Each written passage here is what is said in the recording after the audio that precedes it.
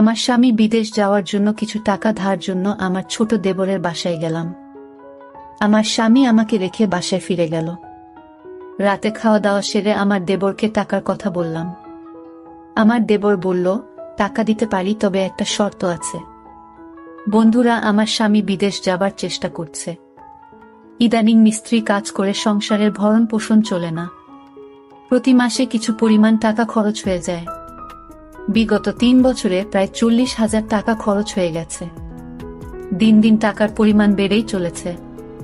চোখে মুখে সর্ষে ফুল দেখতে পেলাম। গ্রামের একজন প্রবাসী ভিসা দেওয়ার অফার দেয়। আমার স্বামী বিদেশ যাওয়ার ইচ্ছে জাগল। ভিসা বাবদ 3,20,000 টাকা মতো লাগবে, কিন্তু হাতে টাকাগুলি বলতে মোটেও নেই। উপায়ন্ত না দেখে আমার ভাসুর অমিতের মাধ্যমে ব্যাংক হতে বিভিন্ন মানুষের নামে 50,000 টাকা ম্যানেজ করা হলো। বাকি টাকার কোনো ব্যবস্থা কিভাবে করি, পথ পাচ্ছিলাম না। একদিন আমরা বসে আলোচনা করলাম যে শহরে আমার স্বামীর 2 জন মামাত ভাই থাকে, তাদের বাসায় গেলে কোনো সাহায্য পাওয়া যায় কিনা দেখা যেতে পারে। যেই ভাবা সেই কাজ। আমরা দিনক্ষণ ঠিক করে প্রথমে আমার দেবরের বাসায় গিয়ে উঠলাম। দেবর অবিবাহিত, সরকারি ভালো চাকরি করে ভালো মাইনে পায়। তাছাড়া ভালো আউট ইনকাম তার, সেজন্য কোনো অভাব নেই বললে চলে। সামনে বিয়ে করার প্ল্যান আছে বিধায় বিরাট আকারের একটি বাসা নিয়ে থাকে। আমরা বিকেলে দেবের বাসায় গিয়ে পৌঁছালাম। আমাদেরকে দেখে সে আশ্চর্য হয়ে গেল। সে বলল, আপনারা কোথায় হতে এলেন, কিভাবে এলেন, কি উদ্দেশ্যে এলেন? একসাথে অনেক প্রশ্ন করে আমাদেরকে বাসায় অভ্যর্থনা জানান। আমরা বাসায় ঢুকলাম, হাত মুখ ধুয়ে ফ্রেশ হলাম। দেবর বাড়ির সবার কথা জানতে চাইল, তাদের ও আমাদের বাড়ির সবার কথা তাকে জানালাম। আমরা যাওয়ার কিছুক্ষণের মধ্যে কাজের বুয়ার সাথে আমাদের সকলের জন্য রাতের খাবার তৈরির তাকে আদেশ দিয়ে দিল। আমাদের উদ্দেশ্যের কথা এখনই বললাম না, রাতে খাওয়া দাওয়া সেরে বলবো, প্ল্যান আছে। সন্ধ্যের সামান্য পরে আমার স্বামী বলল, আমি একটু আমার আরেক ভাইয়ের বাসা থেকে ঘুরে আসি, তারপর রাতে একসাথে খাওয়া দাওয়া করে কথা বলবো। দেবর বলল, রাতে ঠিক চলে আসবেন তো ভাইয়া? আমার স্বামী বলল, হ্যাঁ। তাহলে জানা শোনেন, যদি রাতে আপনি না আসেন আমি কিন্তু ভাবিকে আস্ত রাখবো না বলে দিলাম। এই বলাতে আমরা 3 জনেই অট্টহাসিতে ভেঙে পড়লাম। আমার স্বামী চলে গেল। আমি আমার শিশু বাচ্চাকে খাওয়ালাম এবং তাকে ঘুম পাড়িয়ে দিলাম। আমরা দেবর ভাবি সোফায় বসে টিভি দেখছিলাম আর রাজ্যের নানা কথাতেই মশগুল হয়ে গেলাম। কথার ফাঁকে আমাদের উদ্দেশ্যের কথা বললাম। তোমার ভাই বিদেশ যেতে চায়, কিন্তু টাকার খুব অভাব, মোটামুটি টাকা জোগাড় করেছি, আরো 1 লাখ টাকা দরকার, তুমি দিতে পারবে ভাই? আমি কথাটা উপস্থাপন করলাম।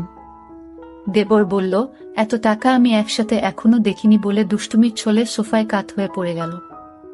অভিনয় করার দরকার নাই বলে আমি তাকে টেনে তুললাম। এরপর আমরা রাতের খাবার খেয়ে নিলাম। আমার স্বামী সেদিন রাতে বাসায় আসলো না। তার জন্য অপেক্ষা করে রাতে আমরা শুয়ে রইলাম। নতুন জায়গা, তেমন ভালো ঘুম হলো না। সকালে স্বাভাবিকভাবে নাস্তা সেরে নিলাম। আমার স্বামী আসলো, তাকে নাস্তা দিলাম। আমরা চলে যাবার প্ল্যান করলাম। তার আগে আবার একবার দেবকে টাকার কথা বললাম। দেবর বলল, টাকা জোগাড় করতে আমার সপ্তাহানেক সময় লাগবে। কখন লাগবে তোমাদের টাকা? আমি বললাম, আগামী 10 দিনের মধ্যে হলে আমাদের চলবে। আমার স্বামীর দিকে লক্ষ্য করে বলল, তাহলে আগামী সোমবার তুমি আবার এসো, আমি কিছু টাকা দিতে পারবো। বাকি টাকা তুমি অন্য কোথাও সংগ্রহ করতে পারো কিনা দেখ। আমার স্বামী কি যেন চিন্তা করলই। তারপর বলল, তাহলে আমি তোর ভাবিকে রেখে যাই। তুই যত তাড়াতাড়ি পারিস টাকা জোগাড় হলে তোর ভাবিকে পাঠিয়ে দিস, কেমন? আমি আপত্তি করলাম। আমার স্বামী আড়ালে নিয়ে আমাকে বলল, যদি আমরা কেউ সামনে না থাকি তাহলে সে যদি টাকার কথা ভুলে যাবে। আর তুমি এখানে থাকলে এমন কিছু ঘটবে না। তুমি এখানে থাকো, টাকা যে কোনো উপায়ে আমাদের পেতে হবে। আমি বাড়ি গিয়ে বাকি টাকা জোগাড় করতে হবে। আর তুমি বুঝিয়ে সুঝিয়ে বেশি টাকা নিতে পারবে কি না দেখবে। আমি রয়ে গেলাম। আমার স্বামী চলে গেল। আমার স্বামীকে গাড়িতে তুলে দিয়ে 1 ঘন্টার মধ্যে দেবর ফিরে আসলেও দিনে কোনো প্রকার দুষ্টুমি করেনি। রাত হলো, সে রাতের কথা। কিছুক্ষণ পর বলছি, রাত প্রায় 9টা বাজলো। আমরা রাতের খাওয়া দাওয়া সেরে নিলাম। এবার ঘুমানোর পালা। আমি আমার শিশু সন্তানকে পাত্রে দুধ খাওয়ায় ঘুম পাড়িয়ে নিলাম। আমি বিছানায় গিয়ে শুনলাম দেবর টিভি অন করে সোফায় আরাম করে বসল। বসে আমায় ডাকলো, ভাবি সোফায় আসো। আমি কোনো জবাব না দিয়ে বিছানায় শুয়ে রইলাম। একবার আমাকে ডেকে সাড়া না পাওয়ায় সোফা হতে উঠে আসলো এবং আমাকে ভাবি বলে ডাকতে লাগলো। আমি সাড়া না দিয়ে পারলাম না। বললাম, অনেক রাত হয়েছে, ঘুমিয়ে পড়ো। এরপর সে বিছানায় গিয়ে শুয়ে পড়ল। কতক্ষণ ঘুমালাম জানি না, আমার ঘুম ভেঙে গেল। আমার ঘুম ভাঙলে আমি তাকে বুঝতে দিলাম না। বুঝতে পারলাম ঘুমের মধ্যে কি ঘটনা ঘটে গেছে। ভাবলাম আর থাকবো না, চলে যাব। তাই সকালে নাস্তা খেয়ে রেডি হলাম। তখনই মনে হলো এভাবে চলে গেলে স্বামীর টাকা জোগাড় হবে কিভাবে। নানান কথা ভাবতে ভাবতে সকাল 9টায় আমাকে একটা মোবাইল ফোন দিয়ে দেবর বলল অফিস হতে আমি যোগাযোগ করতে পারি, তাই এটা দিলাম। এই বলে সে অফিসে চলে গেল। আমি একা তার পথ চেয়ে বসে রইলাম। অফিসে চলে যাওয়ার পর আমি সম্পূর্ণ একা বসে বসে টিভি দেখছিলাম। দরজায় কড়া নাড়ল। দরজার পাশে গিয়ে জিজ্ঞেস করলাম কে। বাহির হতে জবাব এলো, আমি কাজের বুয়া খুলে দিলাম। ভুয়া পাক শাক সব শেষ করে আমার কাজ হয়ে গেছে বিদায় নিয়ে চলে গেল। আমি আবার টিভি দেখায় মগ্ন হলাম। বেলা প্রায় 1টা বাজলো। আমি স্নান করার জন্য প্রস্তুতি নিলাম। এমন সময় মোবাইল বেজে উঠল। দৌড়ে গিয়ে রিসিভ করলাম। ওপার হতে আমার দেবর বলতে লাগলো, ভাবি আমি একজন লোকের হাতে 10,000 টাকা পাঠাচ্ছি। লোকটা আমার খুব আপন, একটু ভালো করে মেহমানদারি করবেন। চা নাস্তা যা চায় তা দেবেন, কোনো কার্পণ্য করবেন না, বুঝলেন? টাকাগুলো আপনার জন্য। আমি ঠিক আছে বলে ফোন রেখে দিলাম। আমি আবার টিভি দেখার জন্য সোফায় বসলাম। টিভিতে একটা ইংলিশ সিনেমা চলছে। এমন সময় দরজায় কড়া নাড়ার শব্দ হলো। দরজা খুলে দিলাম। এ কি দেখছি! সম্পূর্ণ এক নিগ্র মানুষ, প্রায় 6 ফুট লম্বা। হাতের আঙুলগুলো যেন আমাদের বাঙালিদের হাতের বাহুর মতো, যেমন লম্বা তেমনি মোটা। লোকটি বাংলায় বলল, আসতে পারি ভাবি? আমি হেসে বললাম, হ্যাঁ আসুন। লোকটি সরাসরি সোফায় গিয়ে বসল। তাড়াতাড়ি চা নাস্তা তৈরি করে তাকে পরিবেশন করলাম। সে 10,000 টাকা আমার হাতে গুজে দিল। আমার খাতিরদারি তার নাকি বেশ ভালো লেগেছে। বিদায়ের সময় আমার কান্না এসে গেল। সে আমাকে বলল, কেঁদো না, যদি সম্ভব হয় আমি আবার একবার আসবে। তার চলে যাওয়ার পথে এক দৃষ্টিতে তাকিয়ে রইলাম।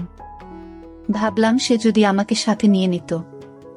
বিকাল বেলায় আমার দেবর অফিস হতে ফিরে এসে লোকটির কথা জানতে চাইল, টাকা দিয়েছে কিনা। বললাম হ্যাঁ দিয়েছে।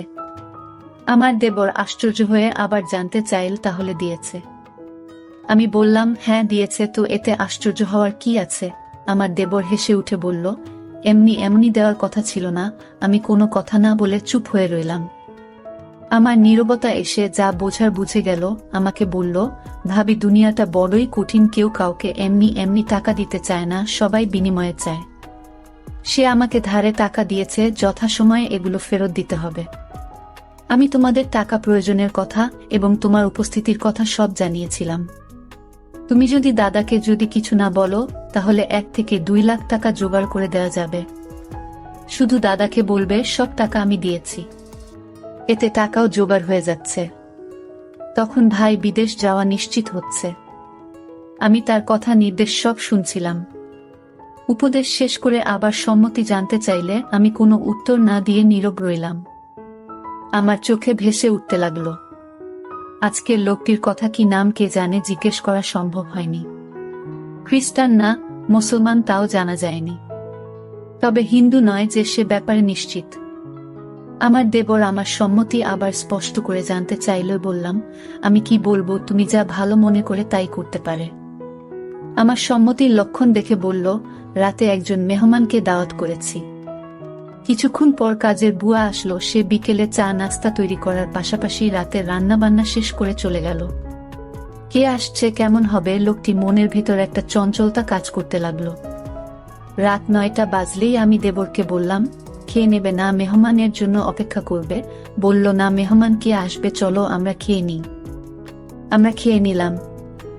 আমরা বসে বসে টিভি দেখছি। প্রায় রাত 10টা। দরজায় খটখট আওয়াজ শুনলাম। বুঝলাম মেহমান এসে গেছে।